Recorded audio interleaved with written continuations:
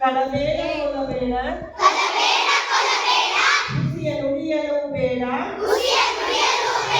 ನುಡಿಯಬೇಡ ಅನ್ಯರಿಗೆ ಅಸಹ್ಯ ಪಡಬೇಡ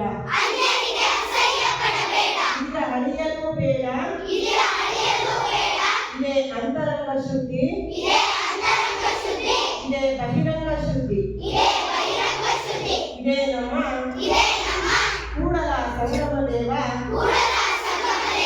ಒಲಿಸುವ ಪರಿ ನುಡಿದರೆ ಮುತ್ತಿನ ಹಾರದಂತಿರಬೇಕು ನುಡಿದರೆ ಮಾಣಿಕ್ಯದ ದೀಪ್ತಿಯಂತಿರಬೇಕು ನುಡಿದರೆ ಸ್ಫಟಿಕದ ಸಲಾಕೆಯಂತಿರಬೇಕು ನುಡಿದರೆ ಲಿಂಗವೆಚ್ಚಿ ಬಹುದೆನಬೇಕು ನುಡಿಯೊಳಗಾಗಿ ನಡೆಯದಿದ್ದರೆ ಕೂಡಲ ಸಂಗಮ ದೇವ ಎಂದೊಲಿವನಯ್ಯ. ಸರ್ವಜ್ಞನ ತ್ರಿಪದಿಗಳು ಅನ್ನ ದೇವರ ಮುಂದೆ ಇನ್ನ ದೇವರುಂಟೆ